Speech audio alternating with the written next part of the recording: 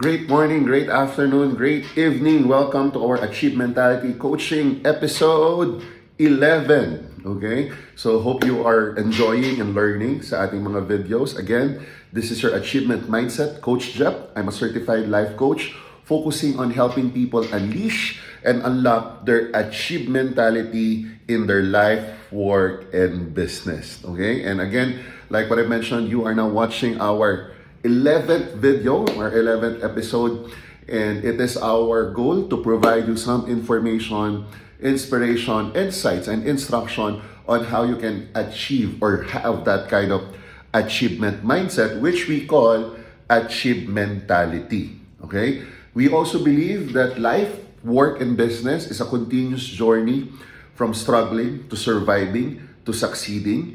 And in this video, I would like to share to you my experience because I was clinically diagnosed with severe sadness, anxiety, and depression. But because of the learnings I have from my mentors, the support system I have, and also by the grace of God, I didn't allow that findings to define me, my today, my present, and even my future. And that's why I'm having these videos, sharing these videos. It's not to say na I'm better than you, na mas may alam ako sa'yo. It's just for me a platform to share. Baka makatulong. No? Baka there are people also suffering from a mindset na feeling nila hindi na nila kaya, feeling nila hopeless na sila. Hope these videos can help you guys. Okay? So, ano nga ba nga itong achieve mentality? Again, it's an achievement mindset. It's having a mindset of achievers na instead of saying na hindi kaya, kakayanin or kaya. Instead na sabihin na walang paraan, gagawan ng paraan. And also, achieve mentality is also a mindset that wherein you believe that you can be the person that you would like to be. That you can do the things that you would like to do and that you can have the dreams that you would like to have. That's achieve mentality. So, let's start. Let's get the ball rolling sa ating 11th video. Ano nga ba yung topic natin for this video? Okay? Siguro maraming makaka-relate dito. Sana maraming matulungan ito. Ano nga ba yung 3 steps to address stress? 3 steps to address stress. Yan ang pag-uusapan natin. 3 steps. Okay? Paano natin ma-address ang stress? But before yon, bakit nga may dalawa kasing klase ng stress? Pwedeng distress, yung negative na stress, pagod ka, may negative kang emotion na nararanasan, pero may tinatawag din na eustress. It's a positive way or a positive kind of stress wherein you feel pumped up, you feel na gusto mong mag-excel, you feel na gusto mong ma-achieve. So, yun naman yung positive side of stress. In this video, ang a-addressin natin, of course, is the negative side of stress na pwedeng nagdudulot sa'yo na ikaw ay maging stagnant, nagdudulot sa'yo na parang ikaw ay nadidepress, pwedeng because of stress, parang gusto mo nang mag-give up, pwedeng gusto mo nang bumitaw, gusto mo nang maglaho, di ba? So, these are the negative sides ng stress. And iba-ibang source yan. Pwedeng na-stress ka sa life, sa relationships, pwedeng na-stress ka sa work mo, na-stress ka sa business mo, na-stress ka sa sarili mo, na-stress ka sa maraming dahilan, or finances, baka na-stress ka dyan. Sa isusunod na video or sa ibang video, let's talk about the source ng stress, yung trigger ng mga stress, kasi iba-iba yan. Okay, so, pag-usapan natin, ano nga ba ang pamamaraan for us to address itong stress na to? And for easier understanding or para mas madaling ma-retain sa atin, let me use 3-letter R, 3 steps kung paano ma-explain itong 3 steps toward addressing stress. Number 1, okay, is recognized. Pag sinabing recognize what kind of stress are you experiencing? Is it distress or eustress? Positive stress ba yan? Is it giving you the energy or the push na mag-excel, or it's stopping you to think, or it's stopping you to be creative, or it's stopping you to solve problems? So baka pag na-realize mo, pag na-recognize mo na ito ay negative kind of stress, you also need to recognize where is this coming from. Saan ba ito nanggagaling? You need to know the trigger. Kung bakit ka nai-stress ngayon. Is this, baka confused ka lang? Baka hindi mo lang na-organize yung mga task mo, o baka na-fail ka ng isang tao. So you recognize. Bakit kailangan mo ma-recognize yung source? The next thing is, ang kailangan mo i-recognize, may control ka ba? May control ka ba dun sa trigger? Pag wala kang control, baka you need to let go. Doon ka mag-focus sa may control ka. So for example, nai-stress ka kasi hindi nagagawa ang isang bagay. So recognize mo, ito ba ay nagpapalungkot sa'yo o nagpapapush sa'yo to excel? Pag nagpapalungkot sa'yo, di-distress siya. Then another na kailangan mo i-recognize, ano yung source niya? Ang source niya, baka merong hindi nagpe-perform na empleyado. Baka merong hindi merong nahihit na deadline. Baka naman, baka hindi sa'yo yung problema, or baka kulang ng process, kulang ng system, kulang ng person in charge. So you need to recognize yung source, you need to recognize what kind of stress, yung source ng stress, at kung may control ka ba o wala. Doon sa mga may control ka, doon ka magpapasok ng mga intervention.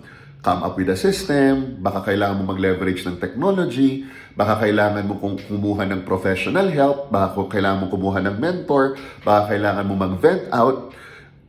Palalaman mo lang kung anong gagawin mo if you recognize what kind of stress, saan galing yung stress, and if you have control or not. So that's what you do in recognizing.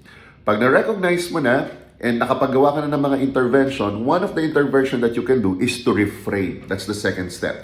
When we say reframe, instead of yung perspective mo ay nasa pressure, you shift your perspective from pressure to progress. From pressure to progress. Kaya ka nape-pressure, malamang sa lamang may gusto kang ma-achieve, and yet hindi mo nakikita yung signs if you're on the right path. Alright? So, what you need to do is to reframe your mind na in a way of mindfulness or calmness, imagine na na-achieve mo na siya.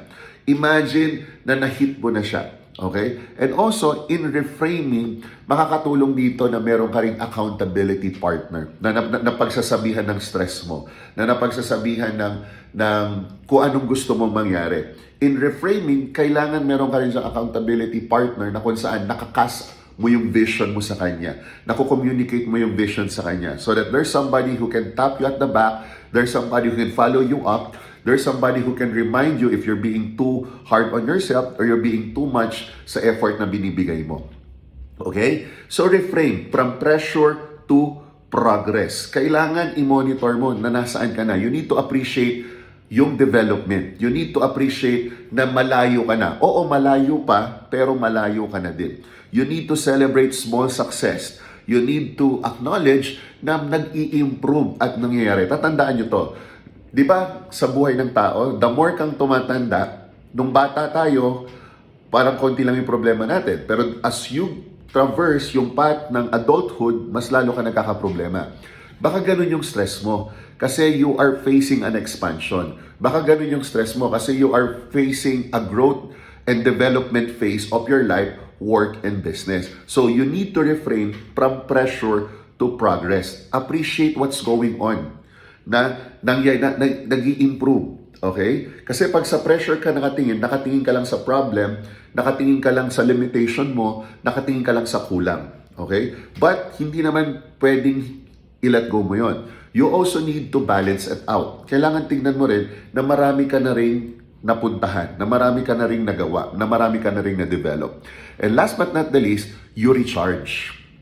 Ito yung sinasabing mag-unwind. Gumawa ka ng something that will recharge your energy.